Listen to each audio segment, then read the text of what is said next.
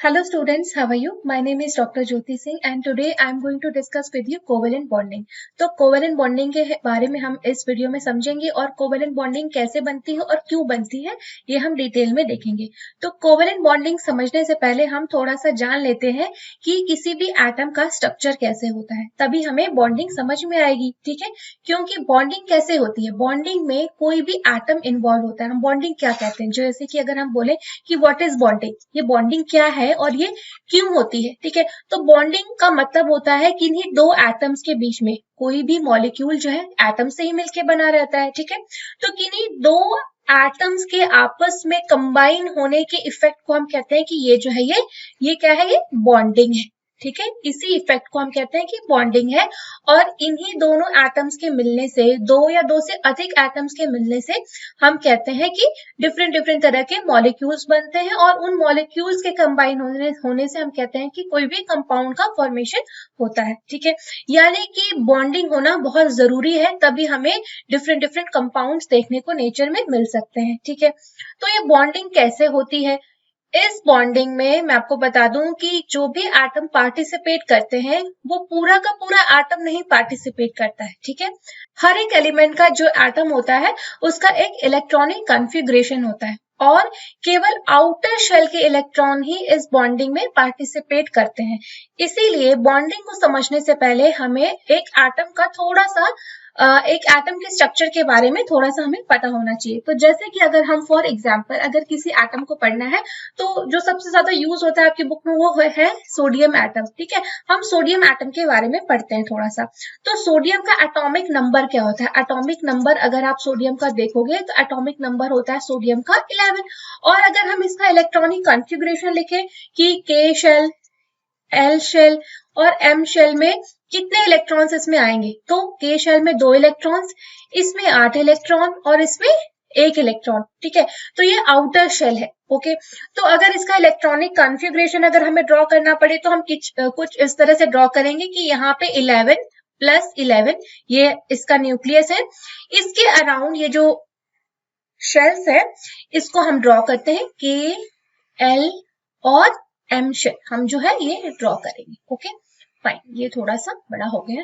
ठीक है, तो हम ये ड्रॉ करते हैं और हम देखते हैं कि इनमें क्या होता है, इलेक्ट्रॉन्स होते हैं। तो इनर शेल में 2 इलेक्ट्रॉन, ठीक है, उसके बीच में आप देखोगे कि 8 इलेक्ट्रॉन है, 1 2 3 4 5 6 7 and 8 electron. And outer shell में आप देखोगे कि 1 इलेक्ट्रॉन अकेला है। ठीक है, ये 1 इलेक्ट्रॉन आउटर शेल में इलेक्ट्रॉन अकेला है। वहीं पे अगर हम बात करें एक और एटम की बात कर लेते हैं हम, जैसे कि अगर हम क्लोरीन की बात कर लेते हैं। ठीक है, क्लोरीन NaCl हम बनाते हैं, तो क्लोरीन को जब हम देखेंगे, ठीक है, तो इसको मैं रब कर देती हूँ। ठीक है, ये वाले को मैं रब कर देती हूँ कि मैं यहाँ पे ड्रॉ कर लूंगी। ठीक है, तो अगर हम क्लोरीन का स्ट्रक्चर देखते हैं कि क्लोरीन का अगर हम जो एटॉमिक नंबर अगर हम लिखें कि क्लोरीन का एटॉमिक नंबर क्या होता है, क्लोरीन का एटॉमिक नंबर 17 होता है। इसका इलेक्ट्रॉनिक कॉन्फ़िगरेशन लिखोगे तो क्या आएगा, 2 8 और 7। ठीक है, तो इसके आउटर जो शेल है उसमें 7 इलेक्ट्रॉन्स होते हैं। ओके, देन इसका भी अगर हम इलेक्ट्रॉनिक कॉन्फ़िगरेशन की तरह ड्रॉ करें तो इसका ये न्यूक्लियस हो गया, उसके अराउंड इसके जो है के शेल, एल शेल, ये एम शेल। ठीक है, इसके अंदर भी अगर हम इलेक्ट्रॉन्स को ड्रॉ करें कि इसके अंदर इलेक्ट्रॉन्स का अरेंजमेंट कैसे हुआ है, तो हम यहाँ पे देखेंगे कि इसके अंदर यहाँ पे ये 2 इलेक्ट्रॉन्स, फिर बाहर वाले में 8 1 2 3 4 5 6 7 एंड 8 एंड देन आउटर में फिर से 7 electrons, 1 2 3 4 5 6 and 7 electrons outer shell में क्लोरीन के हम देख रहे हैं। ठीक है, तो अगर आप देखोगे कि सोडियम और क्लोरीन का स्ट्रक्चर कुछ इस तरीके से होता है। देन जैसे मैंने कहा कि अगर इन दोनों को आपस में बॉन्डिंग करनी है, आपस में बॉन्ड बनाना है, NaCl का फॉर्मेशन करना है। तो इस केस में या हर केस में केवल ये जो आप आउटर शेल देख रहे हो, केवल आउटर शेल ही जो है, ये जो आउटर शेल है ये और आउटर शेल ये ही दोनों आउटर शेल के इलेक्ट्रॉन्स ही बॉन्डिंग में पार्टिसिपेट करते हैं। बाकी का जो एटम है वो पार्टिसिपेट नहीं करता, वो उसके साथ जुड़ा तो रहता है लेकिन वो एज सच रिस्पॉन्सिबल नहीं होता नए नए बॉन्ड्स के फॉर्मेशन करने के लिए। तो यहाँ पे आप देख सकते हो कि सोडियम के पास 1 इलेक्ट्रॉन है आउटर शेल में और क्लोरीन के पास 7 इलेक्ट्रॉन्स है आउटर शेल में। तो होगा क्या, ये 1 इलेक्ट्रॉन जो है, ये सोडियम सोचेगा कि अगर मैं ये 1 इलेक्ट्रॉन जो है क्लोरीन को दे देता हूं तो मेरा ऑक्टेट पूरा हो जाता है। ठीक है, हर एक एटम ये सोचता है कि उसका ऑक्टेट पूरा हो ताकि वो स्टेबल कॉन्फ़िगरेशन को अटेन कर सके। ठीक है, हर कोई जो भी एटम इस पूरे वर्ल्ड में है वो ये चाहता है कि उसका स्टेबल कॉन्फ़िगरेशन बन जाए, यानी कि उसके आउटर शेल में 1 या फिर 2 इलेक्ट्रॉन्स हो जाए। तो ऐसा करने के लिए सोडियम क्या चाहेगा कि वो 1 इलेक्ट्रॉन किसी को डोनेट कर दे। वहीं क्लोरीन ये भी चाहेगा कि मेरे आउटर शेल में 8 इलेक्ट्रॉन्स हो जाए।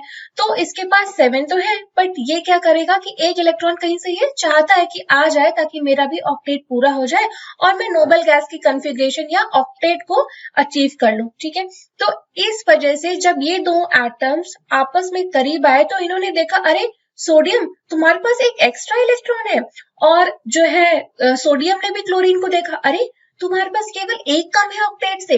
तो दोनों की फ्रेंडशिप हो गई और हमें एक बॉन्ड मिल गया, और ये जो सोडियम का ये जो था इलेक्ट्रॉन एक्स्ट्रा, इसने इसको क्लोरीन को डोनेट कर दिया। अब ये जो है इलेक्ट्रॉन जो है, अब ये सोडियम का ऑर्बिटल छोड़ करके ये क्लोरीन के ऑर्बिटल में रोटेट करेगा और क्लोरीन का ऑक्टेट पूरा हो जाएगा और सोडियम का भी ऑक्टेट पूरा हो जाएगा। और इसी शेयरिंग ऑफ इलेक्ट्रॉन्स की वजह से जो बॉन्ड बनेगा दोनों के बीच में, इसी बॉन्ड को हम क्या कहते हैं, हम इस बॉन्ड को कहते हैं आयोनिक बॉन्ड। आयोनिक बॉन्ड कहते हैं इसको हम। ओके, तो ये तो हो गया आयोनिक बॉन्ड। ओके, देन हम तो इस वीडियो में डिस्कस कर रहे हैं कोवेलेंट बॉन्ड। तो कोवेलेंट बॉन्ड बनाने की क्या जरूरत पड़ेगी, अभी तक तो आयनिक बॉन्ड से सब कुछ सही सही चल रहा था। ठीक है, तो क्या होता है कि जैसे हम कुछ अभी एटम्स या कुछ एलिमेंट्स को डिस्कस करेंगे, जैसे कि हम सपोज डिस्कस करते हैं, सबसे पहले हम अपने फेवरेट एटम कार्बन को डिस्कस करते हैं। ठीक है, कार्बन का एटॉमिक नंबर क्या होता है, कार्बन का एटॉमिक नंबर होता है 6। ठीक है, और अगर हम इसका इलेक्ट्रॉनिक कॉन्फ़िगरेशन लिखें तो हम उसको K और L और M शेल के फॉर्म में कैसे लिख सकते हैं, ऐसा लिख सकते हैं कि 2 and 4। ठीक है, इसमें M शेल नहीं आएगी, यहीं तक इसका फिल हो गया। देन अगर हम इसका एक स्ट्रक्चर ड्रॉ करें तो हम कैसे, ये है इसका न्यूक्लियस, यहाँ पे 6 न्यूट्रॉन और 6 प्रोटॉन। ठीक है, 6 न्यूट्रॉन और 6 प्रोटॉन रहेंगे न्यूक्लियस के अंदर, और ये इसका फर्स्ट ऑर्बिटल एंड देन ये इसका सेकेंड ऑर्बिटल। ठीक है, ये 2 ऑर्बिटल होंगे इसके पास और इन्हीं ऑर्बिटल्स में इसके इलेक्ट्रॉन्स होंगे। ओके, फर्स्ट ऑर्बिटल में हमारे 2 इलेक्ट्रॉन्स हैं एंड देन यहाँ पे इसके 4 इलेक्ट्रॉन्स जो है वो आउटर शेल के ऑर्बिटल में है। ओके, देन अब कार्बन भी ये चाहता है कि वो भी अपना ऑक्टेट पूरा कर ले। ठीक है, जैसे हर एक एटम की इच्छा होती है, एक दिली इच्छा होती है कि वो अपना ऑक्टेट अचीव कर ले, वैसे ही कार्बन की भी इच्छा है कि वो भी अपना ऑक्टेट अचीव कर ले। लेकिन कार्बन के साथ समस्या ये है कि इसके पास आउटर शेल में 4 इलेक्ट्रॉन्स है। ठीक है, और 4 इलेक्ट्रॉन्स को ये किसी को दे नहीं सकता। क्यों? क्योंकि ये जो न्यूक्लियस है इन इलेक्ट्रॉन को एक अट्रैक्शन फोर्स से बांध के रखता है, एक अट्रैक्टिव फोर्स से खींच के रखता है। ठीक है, तो इतनी आसानी से ये इन इलेक्ट्रॉन्स को जाने नहीं दे सकता ये न्यूक्लियस इसका।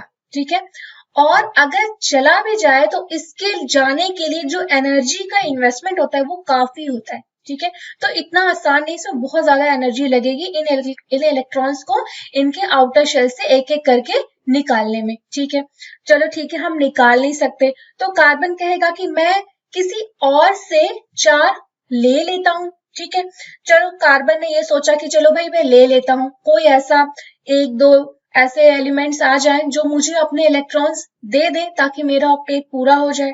ठीक है, लेकिन होता क्या है कि अगर इस आउटर शेल में सपोज यहाँ पे एक्स्ट्रा और इलेक्ट्रॉन्स आ जाए, यहाँ पे 4 और इलेक्ट्रॉन्स यहाँ पे आ जाए। ठीक है, तो ये जो न्यूक्लियस है ये कहेगा कि मैं इन एक्स्ट्रा 4 इलेक्ट्रॉन्स को बिल्कुल कंट्रोल करके नहीं रख सकता हूँ। ठीक है, क्योंकि न्यूक्लियस के अंदर जो पॉजिटिव चार्ज है वो एक अट्रैक्टिव फोर्स का काम करता है और इसके अराउंड जितने भी इलेक्ट्रॉन्स हैं उनको वो अपने मतलब बिल्कुल अपने सुपरविजन में रखता है, ठीक है। उसके हिसाब से ही वो रोटेट करते हैं, वो उनके ऊपर एकदम जैसे कि उनको कंट्रोल करके रखता है। बट ये एक्स्ट्रा इलेक्ट्रॉन जब आ जाएंगे इसके ऑर्बिटल में तो कार्बन के पास इतनी एनर्जी नहीं है, कार्बन के न्यूक्लियस के पास इतनी एनर्जी नहीं होगी कि वो इन 4 एक्स्ट्रा इलेक्ट्रॉन्स को संभाल के रख सके। तो अब कार्बन ना ले सकता है किसी से, ना ही ये किसी को अपने इलेक्ट्रॉन्स दे सकता है। तो अब कार्बन बॉन्ड फॉर्मेशन करे तो कैसे करे, ठीक है। तो हमने ये देखा कि नेचर में तो ऑलरेडी कार्बन के बहुत सारे कंपाउंड्स एग्जिस्ट करते हैं, यानी कि कार्बन जो है वो बॉन्ड फॉर्मेशन तो करता ही है, ठीक है। लेकिन कैसे वो बॉन्ड फॉर्मेशन करता है? तो जब हम कार्बन का ये जो हमने इलेक्ट्रॉनिक स्ट्रक्चर लिखा है, अगर हम एक और कार्बन, जैसे हमने देखा है कि कार्बन जो है अपने ही जैसे दूसरे कार्बन के साथ बहुत सारे कार्बन के साथ मिल करके बहुत सारे मल्टीपल नंबर ऑफ कंपाउंड्स बनाता है और कार्बन कार्बन बॉन्ड का ऐसे ऐसे फॉर्मेशन करता है, कार्बन टू कार्बन। और ये प्रॉपर्टी सिर्फ कार्बन के पास ही है कि वो कार्बन अपने ही जैसे दूसरे एटम के साथ कंबाइन करके बहुत सारे कंपाउंड्स बनाता है, बहुत लंबी लंबी चेन्स बनाता है। और इस प्रॉपर्टी को हम क्या कहते हैं? कैटिनेशन, ठीक है। ये बहुत ही इंपॉर्टेंट पॉइंट है, this is really very important point, इसको हम कहते हैं कैटिनेशन। ओके, तो अब इस तरीके से कार्बन कैसे जो कोवेलेंट बॉन्ड बनाता है उसको हम थोड़ा सा देखते हैं कि कैसे ये होता कैसे है। कि अगर हम यहाँ पे कार्बन का ये स्ट्रक्चर ड्रॉ करते हैं कि अभी मैंने जैसे आपको बताया कि हमेशा जो आउटर जो शेल के इलेक्ट्रॉन्स होते हैं वही केवल बॉन्डिंग में पार्टिसिपेट करते हैं, ठीक है। तो सपोज कि कार्बन का एक एटम है, उसके पास बाहर के शेल में 4 इलेक्ट्रॉन्स है, ओके, 4 इलेक्ट्रॉन्स है यहाँ पे, ओके। एंड देन आपके जो ऑक्सीजन है, सपोज ऑक्सीजन गैस CO2 अगर हम बनाए, CO2 का अगर हम बॉन्ड फॉर्मेशन देखें कि CO2 कैसे बनता है, ठीक है। तो कार्बन के पास 4 इलेक्ट्रॉन्स है, कार्बन को 4 और चाहिए, ठीक है। वही अगर हम ऑक्सीजन को देखें तो अगर ऑक्सीजन का आप इलेक्ट्रॉनिक कन्फिग्रेशन लिखोगे O का केवल, ठीक है, तो O का मैं इसको O2 को O कर देती हूँ, ठीक है। अगर O का अगर आप इलेक्ट्रॉनिक कन्फिग्रेशन लिखे तो आपको क्या मिलेगा? ऑक्सीजन का एटॉमिक नंबर 8 होता है और इसका अगर हम इलेक्ट्रॉनिक कन्फिग्रेशन लिखे तो 2 and 6, ठीक है। तो 2 and 6 यानी कि इसके आउटर शेल में 6 इलेक्ट्रॉन्स होते हैं और इसको कितने चाहिए? 2 इलेक्ट्रॉन्स और चाहिए ताकि ये अपना ऑक्टेट पूरा कर सके, ओके। 2 इलेक्ट्रॉन्स इसको और चाहिए। तो क्या होगा कि ये जो ऑक्सीजन है वो देखेगा कि कार्बन जो है 4 इलेक्ट्रॉन्स लेके घूम रहा है, ठीक है। तो क्योंकि अब कार्बन भी काफी अपने इलेक्ट्रॉन्स को बिल्कुल अपने पास बांध के रखता है, 4 ट्रांसफर नहीं कर सकता है। और ऑक्सीजन के पास भी ये मजबूरी है कि वो 6 इलेक्ट्रॉन्स को नहीं ट्रांसफर कर सकता है और वो इवन 2 इलेक्ट्रॉन्स को यहाँ से ले भी नहीं सकता है कार्बन से, क्योंकि इसके लिए बहुत ज्यादा एनर्जी खर्चा करनी पड़ेगी जो कि पॉसिबल नहीं है।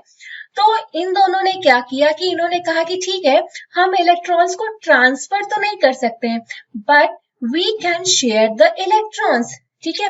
कैसे होगा ये? जैसे कि अगर हम यहाँ पे ऑक्सीजन का भी लिख दें, ठीक है, जैसे मैं यहाँ पे ऑक्सीजन को भी लिख दूं तो ऑक्सीजन भी अपने जो आउटर शेल में इलेक्ट्रॉन्स है अगर हम उसको रिप्रेजेंट करें कि वो कैसे मतलब रिप्रेजेंट होता है तो 1 2 3 4 5 and 6, ठीक है। तो कार्बन जो है वो यहाँ पे ये 2 इलेक्ट्रॉन जो है वो इससे शेयर करेगा यहाँ पे, ठीक है, ये यहाँ पे, ओके।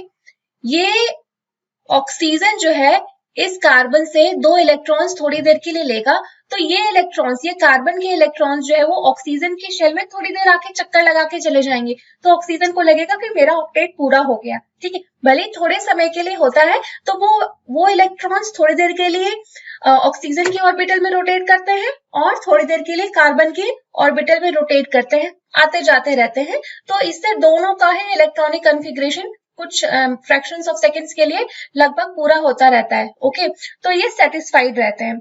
एंड देन उसी तरीके से अब ऑक्सीजन, ये वाले ऑक्सीजन की तो पूरी वैलेंसी पूरी हो गई कि 1 2 3 4 5 6 7, 8 इलेक्ट्रॉन्स इसके पास आ गए।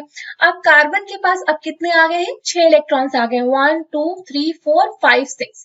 लेकिन इसको 2 और चाहिए, तो उसने कहा कि एक और ऑक्सीजन तुम भी आ जाओ मेरे साथ। ठीक है, तो जो दूसरा ऑक्सीजन था उसके पास भी ऐसे ही सेम टू सेम 6 इलेक्ट्रॉन्स थे उसके पास भी। ठीक है, तो उसने अपने ये वाले इलेक्ट्रॉन्स को इसके साथ शेयर कर लिया, यहाँ पे शेयरिंग कर ली। ठीक है, यहाँ पे तो इस ऑक्सीजन का भी ऑक्टेट पूरा हो गया, इस ऑक्सीजन का भी ऑक्टेट पूरा हो गया, और ये कार्बन का भी ऑक्टेट पूरा हो गया, और हमें क्या मिला? कंपाउंड CO2 यानी कि कार्बन डाइऑक्साइड। ठीक है, इस तरीके से आपने देखा कि इलेक्ट्रॉन्स की शेयरिंग की वजह से जो बॉन्ड बनता है उसको हम क्या कहते हैं? Covalent bond. ठीक है, सो हम ये लिख सकते हैं the bond form due to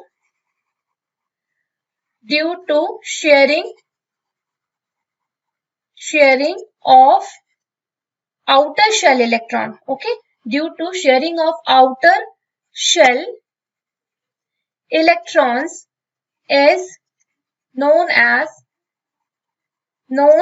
as covalent bond. Okay, covalent bond. Okay, then ये तो हो गया हमारा कोवेलेंट बॉन्ड, हमने देख लिया। अब एक और बॉन्ड का जनरली लोग जिक्र करते हैं, वो क्या है? वो है, कहते हैं कि पोलर बॉन्ड। तो what is this polar bond? अभी तो हमने देखा कि हमने आयनिक बॉन्ड देखा कि जिसमें इलेक्ट्रॉन्स का पूरा ट्रांसफर हो जाता है। कोवेलेंट बॉन्ड में हमने देखा कि इलेक्ट्रॉन्स की शेयरिंग होती है। ठीक है, तो ये पोलर बॉन्ड क्या है? ठीक है, तो मैं बता दूं आपको कि पोलर बॉन्ड जो है वो कोवेलेंट बॉन्ड ही होता है। ठीक है, वो कोवेलेंट बॉन्ड ही होता है, बट वो उसका एक स्पेशल टाइप होता है। ठीक है, जैसे कि मैं बता दूं आपको कि कुछ एटम्स, खासकर जो नॉन मेटल्स हैं, वो इलेक्ट्रोनेगेटिविटी की प्रॉपर्टी शो करते हैं। ठीक है, मतलब कि उनके पास ऐसी पावर रहती है कि वो जो कम इलेक्ट्रोनेगेटिव एटम है उनके इलेक्ट्रॉन्स को अपनी तरफ ज्यादा खींच ले। जैसे कि दो पर्सन के बीच में रस्साकशी हो रही है, ठीक है, तो जो ज्यादा ताकतवर होगा वो रस्सी को अपनी तरफ ज्यादा खींच के रखेगा ना। तो वैसे ही बात इस यहाँ पे भी है कि जब कोवेलेंट बॉन्ड का फॉर्मेशन दो ऐसे एटम्स के बीच में होती है जिसमें कि एक एटम ज्यादा इलेक्ट्रोनेगेटिव होता है एज कंपेयर टू कि दूसरे एटम से, तो वो क्या करता है कि जो इलेक्ट्रॉन है उसको अपने पास ज्यादा समय के लिए रखता है और दूसरे एटम के पास कम समय के लिए भेजता है। तो इसका एग्जांपल अगर हम देखें तो अगर हम एक वाटर मॉलिक्यूल का स्ट्रक्चर देंगे H2O, ठीक है, तो अगर हम ऑक्सीजन को देखें तो एज इट इज आप देखोगे कि ऑक्सीजन के पास कितने बाहर में 6 इलेक्ट्रॉन्स होते हैं, 1 2 3 4 5 6 इलेक्ट्रॉन्स होते हैं। तो ये अब चाहता है कि इसका ऑक्टेट पूरा हो जाए, तो हाइड्रोजन घूम रहा था। हाइड्रोजन का अगर हम स्ट्रक्चर ड्रॉ करें तो हाइड्रोजन के पास एक ही इलेक्ट्रॉन होता है आउटर शेल में, ठीक है, तो ये क्या करेगा कि ये एक इलेक्ट्रॉन ला करके इसके साथ आकर के ये बॉन्डिंग करेगा यहाँ पे, ठीक है। वैसे एक और हाइड्रोजन वो भी हवा में होगा, वो भी आकर के इसके साथ यहाँ पे बाइंडिंग कर लेगा, ठीक है, दोनों हाइड्रोजन आकर के इसके साथ बाइंड कर लेंगे।